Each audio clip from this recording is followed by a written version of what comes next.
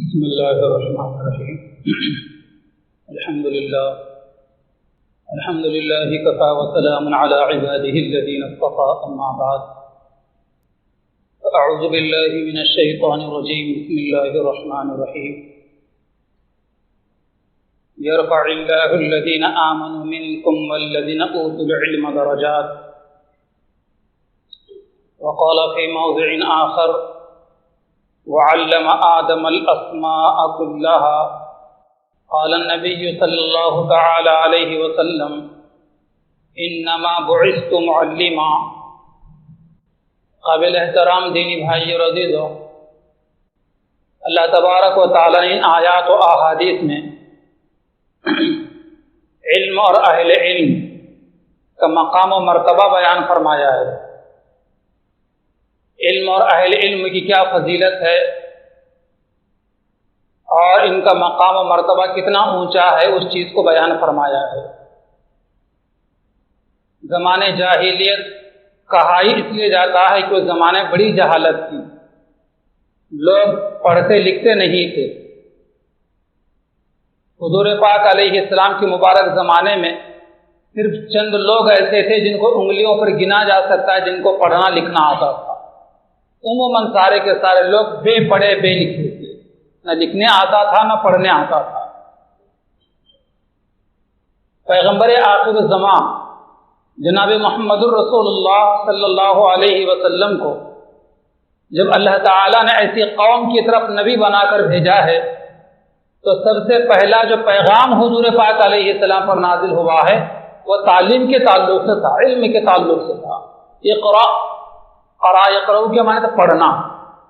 کہ پڑھیے، اپنے رب کے نام سے پڑھیے۔ تو پڑھنے کی تعلیم کی اہمیت کو اس میں بیان فرمایا گیا ہے۔ بڑی اہمیت ہے اس زمانے میں بھی تعلیم اور تعلم کی، اور اس زمانے میں بھی تھی۔ اور جو لوگ پڑھنے پڑھانے کا کام کرتے ہیں،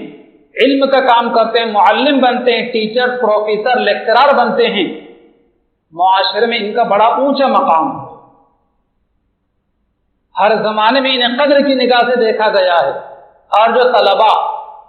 جو شاگرد اپنے استاد کو عزت کی نگاہ سے دیکھتے ہیں، ان کا ادب و احترام کرتے ہیں، اللہ تعالی ان کو علم کی دولت سے بھی مالا مال کرتے ہیں اور دنیا میں عزت کا مقام یہ بھی حاصل کرتے ہیں جیسے کہ استاد نے حاصل کیا تھا۔ لیکن جو طلباء، جو شاگرد اپنے استاد کا ادب و احترام نہیں کرتے، ان کی بے احترامی کرتے ہیں یا ان کی بے عزتی کرتے ہیں یا اپنے استاد کو لیکچرار کو تکلیف دیتے ہیں، ان کا مذاق اڑاتے ہیں، ان کے پیٹھ پیچھے ان کی غیبت کرتے ہیں اور اپنے استاد کے خلاف سازش کرتے ہیں، اگرچہ کہ ذہانت کے حساب اعتبار سے کاغذ کی ڈگری ہاتھ میں آ جائے گی،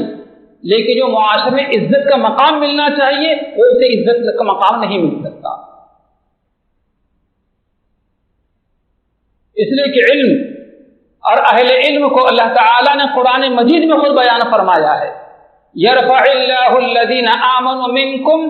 والذین اوتوا العلم درجات۔ جو تم میں اہل علم ہیں، جن کو اللہ تعالیٰ نے علم عطا فرمایا ہے،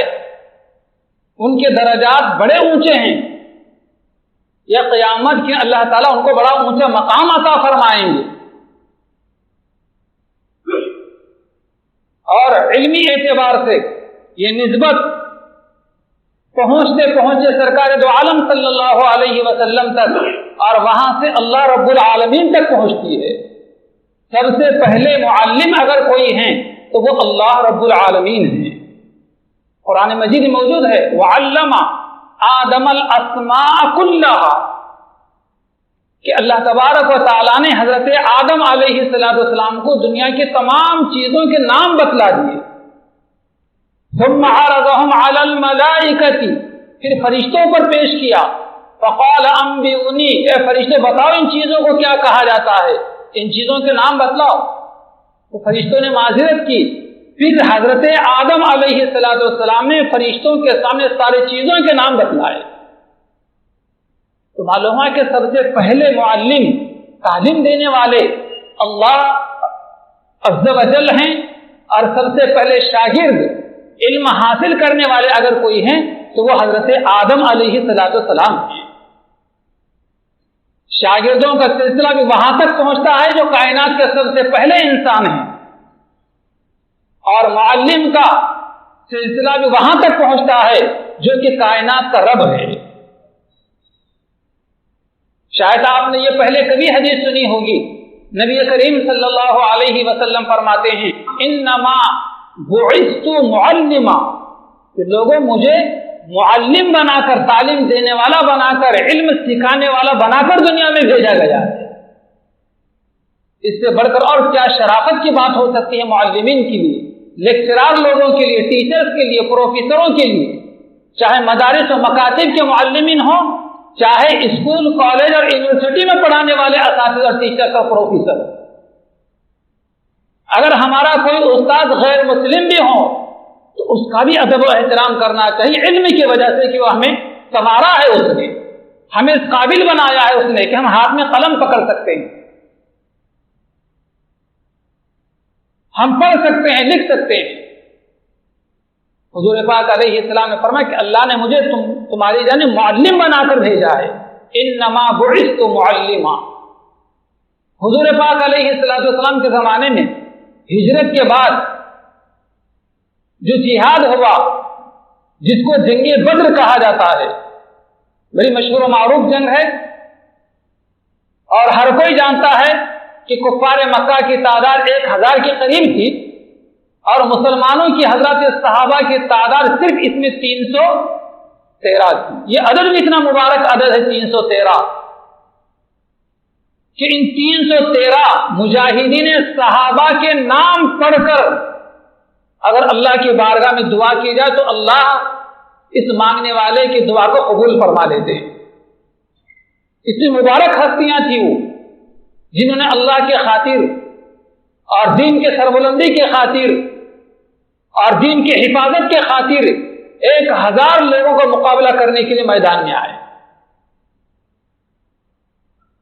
اللہ تعالی کا ایسا کرم ہوا کہ اللہ تبارک و تعالیٰ کفار مکہ کو شکست سے دوچار کیا، وہ ناکام ہو گئے، اور 313 لوگ کامیاب ہو گئے، یعنی کہ فتح یاب ہو گئے۔ 70 دشمنان اسلام قتل کر دیے گئے، اور 70 لوگوں کو، کفار و مشرکین کے 70 لوگوں کو مسلمانوں نے گرفتار کر کے مدینہ منورہ لے کر آئے۔ حضرات صحابہ سے حضور پاک علیہ السلام مشورہ کیا کہ ان قیدیوں کے ساتھ جو قید ہو کر آئے ہیں، جن کو قید کر کے لایا گیا، ان کے ساتھ کیا سلوک کیا جائے۔ تو کسی نے کچھ مشورہ دیا، کسی نے کچھ مشورہ دیا، اور آخر میں یہ بات طے ہوئی کہ فدیہ لے کر ان کو چھوڑ دیا جائے، کچھ رقم لے کر ان کو چھوڑ دیا جائے۔ لیکن کچھ لوگ ان قیدیوں میں غریب بھی تھے، جو کچھ روپیہ پیسہ دے کر اپنی جان نہیں چھڑا لے سکتے تھے، رہائی نہیں حاصل کر سکتے تھے۔ تو نبی پاک علیہ السلام نے اعلان فرمایا کہ تم میں سے جس کو لکھنا اور پڑھنا آتا ہو وہ مسلمانوں کے 10 بچوں کو لکھنا پڑھانا سکھا دے، اور وہ رہا ہو جائیں، آزاد ہو جائیں، اور اپنے گھر مکہ مکرمہ چلے جائیں۔ دیکھا آپ نے، اس سے اندازہ لگائیے کہ لکھنے اور پڑھنے کی کتنی اہمیت ہے، اور کتنی فضیلت ہے، اور کتنا اونچا مقام ہے اس چیز کا۔ آج اس زمانے کے اندر جو قابلیت نہیں آ رہی ہے، کسی بھی کیٹیگری کے لوگوں کو لے لیجیے، معاف کرنا اگر میں کسی طبقے کا نام لوں، چاہے کسی بھی طبقے کے کوئی لوگ ہوں، قابلیت آج کیوں نہیں آ رہی ہے؟ ڈگریاں ہاتھوں میں آ جا رہی ہیں کاغذوں کی شکل میں، لیکن قابلیت جیسے ہونا چاہیے۔ آج سے 40-35 سال پہلے تیسری اور چوتھی پڑھنے والا بچہ اتنا بہترین اس کا املا اور خط ہوا کرتا تھا، اور اتنے شاندار طریقے سے ساری زبانیں وہ جو پڑھائی جاتی تھی، چاہے ہندی ہو، مراٹھی ہو، انگریزی ہو یا اردو ہو، جو پڑھائی جاتی تھی، ایسے پڑھتا تھا، لکھتا تھا۔ آج میٹرک اور 12ویں کے بچوں کو بھی اتنا نہ لکھنے آتا ہے نہ پڑھنے آتا ہے۔ اس کی وجہ یہ ہے کہ آج طلباء میں اور شاگردوں میں استاد کی عظمت نہیں رہی۔ جیسے دل سے اپنے استاد کا احترام کرنا چاہیے، جیسے عزت کرنا چاہیے، جیسے قاصر اس کی تواضع کرنا چاہیے، جیسے محبت سے اس کے ساتھ پیش آنا چاہیے، نہیں آ رہے ہیں طلباء اور شاگرد، جس کی وجہ سے آج قابلیت نام کی چیز نہیں رہی ہے۔ ہم چاہتے ہیں کہ ہمیں قابلیت آئے، ہم چاہتے ہیں کہ ہمیں صلاحیت آئے، ہمیں چاہیے کہ اپنے استاذ کا، اپنے ٹیچر کا، اپنے پروفیسر اور لیکچرار کا دل و جان سے احترام کرنے والا کرنا چاہیے، چاہے مسلم ہو چاہے مسلم نہ ہو، کیونکہ اس نے ہمیں سہارا ہے۔ جیسے کہ سونار ہوتا ہے، کارپینٹر ہوتا ہے، کیسے لکڑی کو سنوارتا ہے اور کیسے پھول بیل بوٹے اس پر بناتا ہے، اور کیسے کرسی اور دیگر پلنگ اور کیسے صوفہ سیٹ بناتا ہے، اسے سنوارتا ہے۔ سونار سونے کو کیسے سنوارتا ہے، کیسے جسم پر فٹ ہونے والا زیور بناتا ہے، اسی طریقے سے استاد اپنے شاگرد کو سنوارتا ہے، اسے بناتا ہے اور اس کی شخصیت سازی کرتا ہے، تبھی وہ کسی قابل بنتا ہے۔ حضرت امام اعظم ابو حنیفہ رحمۃ اللہ علیہ، 4 امام جن کی پوری دنیا تقلید کرتی ہے، اور امام اعظم ابو حنیفہ رحمۃ اللہ علیہ جن کو 80 صحابہ کی زیارت نصیب ہے، اور پوری دنیا کا تقریباً 80% طبقہ امام اعظم ابو حنیفہ رحمۃ اللہ علیہ کی تقلید کرتا ہے۔ وہ امام اعظم ابو حنیفہ رحمۃ اللہ علیہ کیسے بنے اتنے اونچے امام، اتنا اونچا مقام انہیں کیسے نصیب ہوا؟ تو بیان کرتے ہیں کہ میں نے اپنے زندگی میں کبھی بھی اپنے استاد حضرت حماد کے گھر کی طرف کبھی پیر کر کے نہیں سویا میں۔ حضرت امام اعظم ابو حنیفہ رحمۃ اللہ علیہ کہتے ہیں کہ میں نے اپنے زندگی میں جب تک میرے استاد زندہ رہے، کبھی میں نے اپنے پیر پھیلا کر یا پیر پھیلا کر کبھی میں لیٹا نہیں کہ میرے پیر کہیں ایسا نہ ہو کہ استاد کے گھر کی طرف ہو اور وہ وہاں پر بیٹھے ہوں، اور کہیں ایسا نہ ہو کہ یہ بھی بے احترامی میں داخل نہ ہو جائے۔ تبھی ایسا مقام انہیں ملا تھا، پوری دنیا ان کی تقلید کرتی ہے۔ آج حال کیا ہے ہمارے بچوں کا؟ اپنے استاد کے خلاف اسکول اور کالج کی اور مدرسوں کی دیواروں پر باہر جملے لکھتے ہیں، طنز کرتے ہیں، اور بہت زیادہ اپنے آپ کو ہوشیار سمجھنے والے بچے اپنے استاد کے خلاف پلاننگ کرتے ہیں، سازش کرتے ہیں کہ دیکھنا پڑے گا۔ ٹھیک ہے، آج تم دنیا میں دیکھ سکو گے، لیکن خدا تمہیں دیکھ لے گا، تم کہیں کے نہیں رہو گے۔ جو طالب علم ہو کر، جو اسٹوڈنٹ ہو کر، جو شاگرد ہو کر اگر اپنے استاد کے تعلق سے یہ جملہ اپنے زبان پر لاتا ہے کہ دیکھنا پڑے گا اس کی، تو خدا اسے ایسا دیکھے گا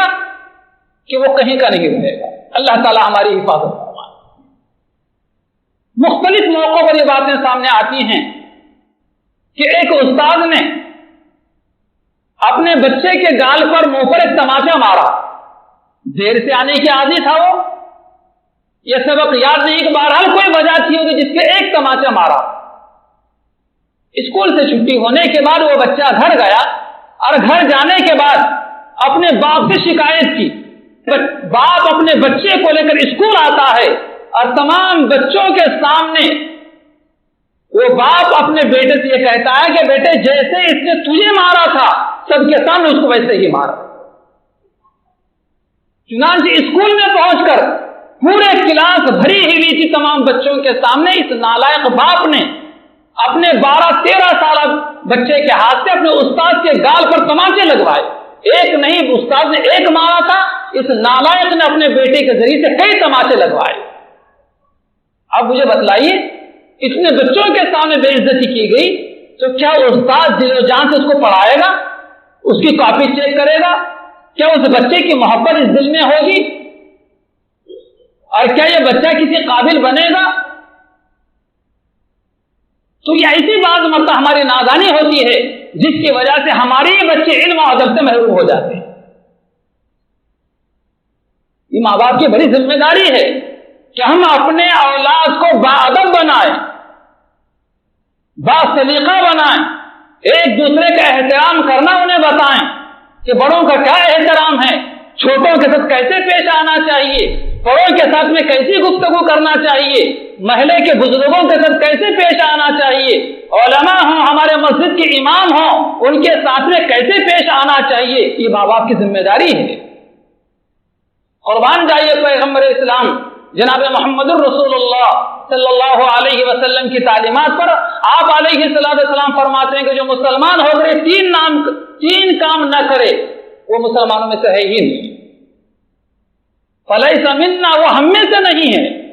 کون سی تین چیزیں؟ خدا کرے کہ وہ ہم کرنے والے بنے۔ من لم یرحم صغیرنا،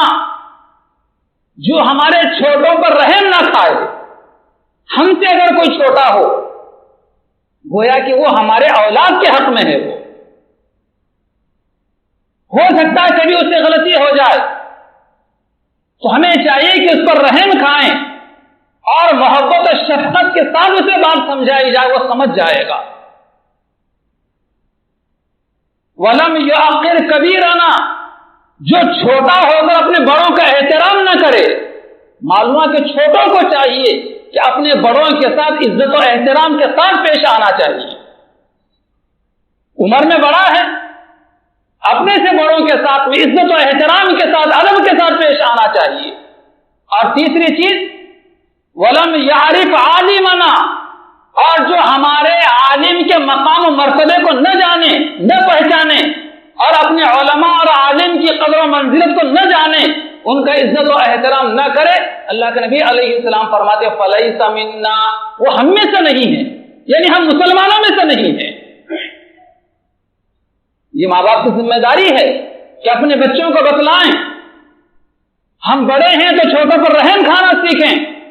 چھوٹوں کے ساتھ شفقت کے ساتھ پیش آنا سیکھیں، اور اگر ہم چھوٹے ہیں تو بڑوں کا احترام کرنا سیکھیں، اور اگر ہم غیر عالم ہیں تو ہمیں چاہیے کہ اپنے علماء، اپنے امام کا احترام کرنا، عزت کرنا بھی سیکھیں۔ پیغمبر اسلام علیہ السلام کا یہ فرمانا ایسا نہ ہو کہ ہم پر صادق آ جائے اور ہم تو غافل۔ کتنے لوگ ایسے ہیں خواہ مخواہ کے بلا کسی وجہ کے اپنے عالم سے، اپنے امام سے دشمنی رکھتے ہیں، کوئی وجہ نہیں، خواہ مخواہ کے دل میں اور اپنے سینے میں کینہ چھپائے رکھتے ہیں۔ اگر واقعی کوئی بات ہو تو سامنے آنا چاہیے، بیٹھنا چاہیے، اپنے غلطیوں کو درست کر لینا چاہیے۔ افہام و تفہیم کا معاملہ تو سارے مسئلے نمٹ سکتے ہیں، لیکن اپنے ایمان و آخرت کو خراب کرنا اور اپنے سینے میں کسی عالم دین کے تعلق سے کینہ رکھنا اور اسے دشمنی رکھنا، کیا اس کا ایمان سلامت رہے گا؟ کیا اس کی آخرت محفوظ رہے گی؟ اللہ پاک ہمیں صحیح سلامت، صحیح سمجھ بوجھ عطا فرمائے۔ تو محترم بزرگوں اور دوستوں، پیغمبر اسلام علیہ السلام فرماتے ہیں کہ باپ کا اپنی اولاد کو روزانہ ایک ادب کی بات سکھلانا، حضور فرماتے ہیں باپ کا اپنی اولاد کو روزانہ ایک ادب کی بات سکھلانا، حضور صلی اللہ علیہ وسلم فرماتے ہیں کہ یہ عمل روزانہ ایک ادب کی بات سکھلانا ایک سا اناج غلہ صدقہ کرنے سے زیادہ افضل ہے۔ ایک سا، ایک پیمانہ، جیسے ہمارے گھروں میں سیر اور پائلی ہوتی ہے، اس طریقے سے اس زمانے میں سا ہوتا تھا، اور ایک سا میں جو ہے 3.5 سیر غلہ آتا ہے۔ یوں سمجھے گویا کہ 3.5 کلو، تو گویا کہ روزانہ ایک ادب کی بات بتلانا اپنے اولاد کو، باپ کو اتنا زیادہ ثواب ملتا ہے جیسے کہ 3.5-4 کلو اناج اللہ کے راستے میں صدقہ کرنا۔ تو ایک سال میں، ایک مہینے میں کتنی ادب کی باتیں آپ کا بیٹا، آپ کی بیٹی سیکھ جائے گی، کیسی باادب بات سلیقہ ہو جائے گی کہ ادب و احترام کی وجہ سے بڑے اونچے مقام حاصل کرتے ہیں لوگ، بڑا اونچا مقام حاصل کر لیتے ہیں۔ حضرت امام اعظم ابو حنیفہ رحمۃ اللہ علیہ، جن کی بات ابھی میں نے سنائی، کیسے باادب تھے وہ، اسی وجہ سے فرمایا گیا کہ باادب با نصیب، ادب و احترام کرنے والے نصیب والے ہوتے ہیں، بے ادب بے نصیب اور بدتمیزی کرنے والے بد نصیب ہوتے ہیں۔ اسی وجہ سے علامہ سعدی علیہ الرحمہ نے بہت خوب کہا تھا، صحبت صالح ترا صالح کند، کہ لوگوں، اچھے لوگوں کی صحبت اختیار کرو تو اچھے بن جاؤ گے۔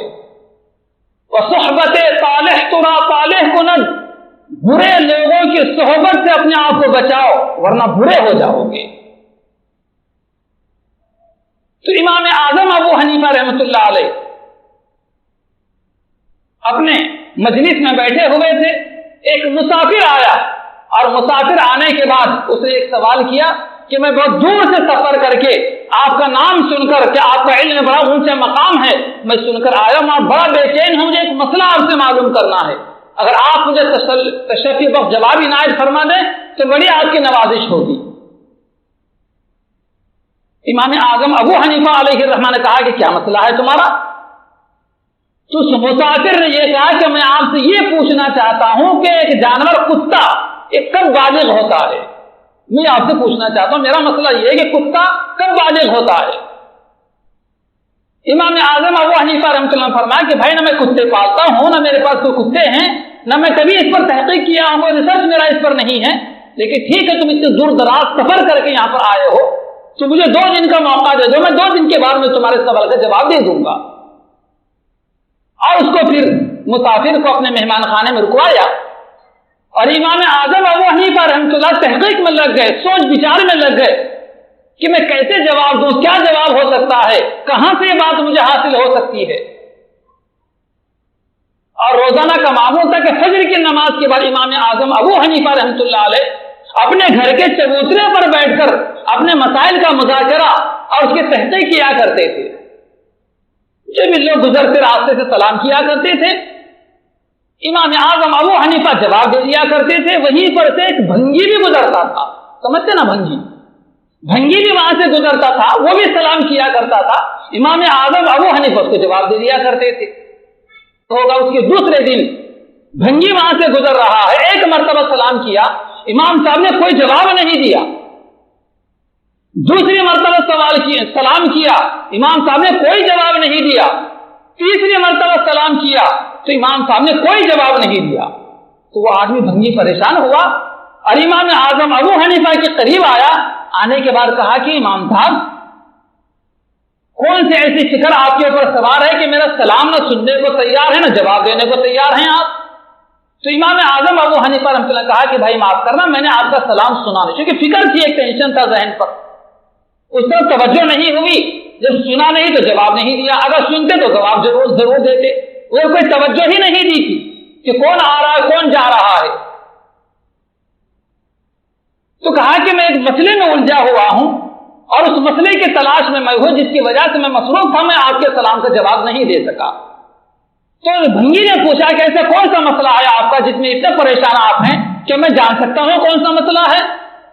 تو امام اعظم ابو حنیفہ رحمۃ اللہ کہا کہ ہاں جان سکتے، کوئی بڑی بات نہیں ہے، مجھے یہ مسئلہ درپیش ہے، مجھے یہ مسئلہ پریشان کیے ہوئے ہے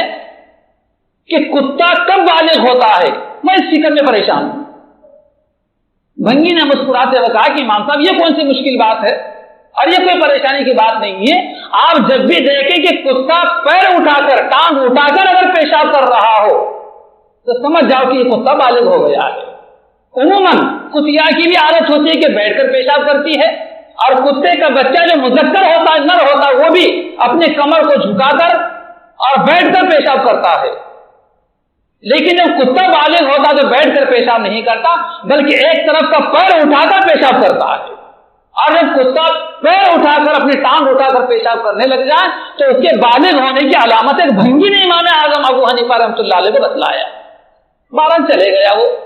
امام اعظم ابو حنیفہ رحمۃ اللہ بڑے خوش ہوئے اور اپنے طلباء کے مجلس میں پہنچے اور اس مسافر کو بلایا اور ان کے درمیان یہ مسئلہ بتا کہ دیکھو بھائی تمہارا مسئلہ جو تھا کہ کتا کب بالغ ہوتا ہے، اس کا جواب یہ ہے کہ جب تم دیکھو کہ کتا ٹانگ اٹھا کر پیشاب کرنے لگا ہے تو سمجھ جاؤ کہ کتا بالغ ہو گیا ہے۔ اور جو مسئلہ جس نے بتایا تھا اس کی بھی یہاں پر تعریف کر دی کہ اسے میرا کوئی کمال نہیں ہے بلکہ یہ مسئلہ مجھے اس بھنگی نے بتایا ہے جس کی وجہ سے مجھے آج مسئلہ معلوم ہے، آج تک مجھے مسئلہ معلوم نہیں تھا، لیکن وہ بھنگی آج سے میرے استادوں میں شامل ہے۔ یہ میں بتلانا چاہتا ہوں۔ کیا فرمایا؟ آپ نے اسی مجلس طلباء میں اعلان فرمایا کہ لوگوں آج کی بات سے وہ بھنگی میرے استادوں میں، میرے لوگوں میں شامل ہے۔ یہ اعلان فرمایا پھر روزانہ کے معمول کے مطابق فجر کی نماز کے بعد چبوترے پر بیٹھتے، وہی اپنے مسائل کا مذاکرہ اور تحقیق میں لگے رہتے، لیکن جب بھی وہ بھنگیا آپ کے پاس سے گزرنے لگتا، دور نظر آتا، تو امام اعظم ابو حنیفہ رحمۃ اللہ علیہ چبوترے سے نیچے کھڑے ہو جاتے تھے، چبوترے سے اتر کر نیچے زمین پر کھڑے ہو جاتے تھے، اور بھنگی سلام کر کے گزر جاتا، اسے کوئی خبر نہیں تھی اس کی۔ لیکن آپ کے طلباء نے، امام اعظم ابو حنیفہ رحمۃ اللہ علیہ کے طلباء نے، شاگردوں نے پوچھا کہ امام صاحب یہ کیا ماجرا ہے کہ جب بھی بھنگی یہاں سے گزرتا ہے تو آپ بالکل نیچے کھڑے ہو جاتے ہیں ادب سے؟ تو امام اعظم ابو حنیفہ رحمۃ اللہ نے فرمایا کہ یہ وہ میرا استاد ہے، مجھے مناسب نہیں لگتا کہ میرا استاد زمین سے گزرے اور میں چبوترے پر بیٹھوں، اس لیے میں نیچے اتر کر اس کا ادب کرتا ہوں، اس کے ادب میں کھڑا ہو جاتا ہوں۔ دیکھا کیسا احترام کیا کرتے تھے وہ لوگ، کیسا ادب کیا کرتے تھے اپنے بڑوں کا، جس کی وجہ سے یہ مقام ان کو ملا ہے، یہ عزت انہیں نصیب ہوئی ہے۔ بھائیو، آج اپنے بچوں کو سکھائیے کہ چھوٹے محلے کے گلی کے بچے ہوں، گھر کے بچے ہوں، چھوٹے رشتے داروں کے بچے ہوں، بہن بھائی کے بچے ہوں، تو چھوٹے بچوں کے ساتھ میں کیسے پیش آنا چاہیے۔ گھر کے سامنے سے محلے کے بڑے بزرگ لوگ گزرتے ہیں، ان کے ساتھ میں کیسے پیش آنا چاہیے، سلام کرنا چاہیے، ان کا احترام کرنا چاہیے۔ آج بڑی بدنصیبی کی بات ہے کہ محلے کے بزرگ لوگ، معذور لوگ، بعض مرتبہ لنگڑتے ہوئے جاتے ہیں، بعض مرتبہ اپنے ہاتھ میں ڈنڈا لے کر جاتے ہیں، بعض لوگ طریقے سے راستہ چل نہیں پاتے اپنی کمزوری کی وجہ سے، بڑھاپے کی وجہ سے، اور ہمارے نوجوان بچے ایسے بزرگوں کا مذاق اڑاتے۔ فرمایا پیغمبر اسلام علیہ السلام کے لوگوں، تم اپنے بوڑھوں کا احترام کرو، جب تمہارے بڑھاپے کا وقت آئے گا تو لوگ تمہارا احترام کریں گے۔ اگر ہم آج اپنے بوڑھوں کا، اپنے بڑوں کا، اپنے بزرگوں کا احترام نہیں کریں گے، یقین جانیے ہمارے بڑھاپے میں لوگ ہمارا بھی مذاق اڑائیں گے، کوئی ہمیں بھی تکلیف دے گا، کوئی ہمیں بھی ایذا پہنچائے گا، اس وقت تکلیف ہوگی تو پھر وقت ہاتھ سے نکل چکا ہوگا۔ سمجھے، یہ ہماری ذمہ داری ہے۔ ادب احترام بڑی چیز ہے۔ آپ نے نام سنا ہوگا زبیدہ خاتون کا، بڑی پارسا خاتون، بڑی عابدہ، بڑی زاہدہ، جنہوں نے حاجیوں کی خاطر، جو بزرگ لوگ یہاں پر موجود ہیں، حجاج کرام یہاں پر موجود ہیں، انہوں نے دیکھا ہوگا عرفات، انہوں نے طائف سے لے کر بڑے اونچے پہاڑوں کو تراش کر، طائف سے لے کر عرفات کے میدان تک حاجیوں کے لیے اس نے ایک نہر جاری کروائی تھی، نہر کھدوائی تھی، معمولی بات نہیں۔ آج بھی جا کر دیکھے طائف کے پہاڑوں کو، اور اتنے پہاڑوں کو گھیر کر کیسے وہ نہر عرفات کے میدان تک حاجیوں کی لائی گئی ہوگی، لیکن زبیدہ اس پارسا عابدہ زاہدہ خاتون نے اپنے زمانے میں کارنامہ انجام دیا تھا کہ طائف سے لے کر عرفات کے میدان تک ایک نہر جاری کروائی، اور متعدد حافظہ خواتین ان کے محل میں رہا کرتی تھی، جو ہمیشہ 24 گھنٹے اللہ کا بابرکت کلام کی تلاوت کیا کرتی، بڑے کارنامے تھے ان کے۔ ایک مرتبہ اپنے محل میں وہ جھولا جھول رہی تھی، اپنے محل میں وہ جھولا جھول رہی تھی، اچانک اذان کی آواز آئی تو فوراً لوگوں سے کہا کہ میرا جھولا روک دیا جائے، جھولا روک دیا گیا، تو بڑے تیزی کے ساتھ اپنے جھولے سے نیچے اتر کر اس عابدہ زبیدہ خاتون نے اپنے دوپٹہ اپنے سر پر اوڑھ دیا، اور بڑے ادب و احترام کے ساتھ پوری اذان سنی، اذان کا جواب دیا، اذان کے بعد کی دعا پڑھی، اور اس کے بعد پھر جھولا جھولنے لگ گئی۔ 12 وقت آیا گیا، ختم ہو گئے۔ جب زبیدہ خاتون کا انتقال ہوا تو انتقال ہونے کے بعد کسی نے خواب میں دیکھا، الاشارات والعبارات ایک کتاب ہے، اس میں دیکھ سکتے ہیں اس واقعے کو۔ ان کے انتقال کے بعد کسی نے خواب دیکھا کہ زبیدہ خاتون، بڑے آپ کے کارنامے ہیں، کس کارنامے کو بنیاد بنا کر اللہ نے آپ کی بخشش کی، کیسے مغفرت ہوئی آپ کی؟ تو زبیدہ خاتون نے خواب میں آ کر یہ بتلایا کہ بڑے کارنامے رہے ایک طرف، لیکن ایک مرتبہ میں نے اذان کی آواز سن کر میں نے دوپٹہ اپنے سر پر اوڑھ لیا تھا۔ اللہ پاک نے اذان کا ادب کرنے کی وجہ سے، آپ نے ادب کرنا، چاہے دین کا ہو، دینیات کا ہو، قرآن کا ہو، حدیث کا ہو، معلمین کا ہو، استاذ کا ہو، اپنے لیکچرار کا ہو، پروفیسر کا ہو، اپنے بزرگوں کا ہو، اپنے علماء کا ہو، اپنے امام کا ادب کرنا بڑے اونچی بات ہے، یہ بڑے نصیب کی بات ہے۔ یہ اللہ تبارک و تعالیٰ اس کی وجہ سے بڑا اونچا مقام ہمیں بھی عطا فرماتے ہیں۔ اس لیے ہمیں چاہیے کہ اس سلسلے کے اندر ہم فکر مند ہوں اور اپنے بچوں کی فکر کریں، تاکہ ہمارے بچے بھی کسی قابل بن سکیں اور ہر قسم کی محرومیت سے ہمارے بچے محفوظ رہیں۔ اللہ تعالیٰ سے دعا ہے کہ اللہ تعالیٰ ہمیں عمل کی توفیق عطا فرمائے۔ آمین۔ وآخر دعوانا ان الحمد للہ رب العالمین۔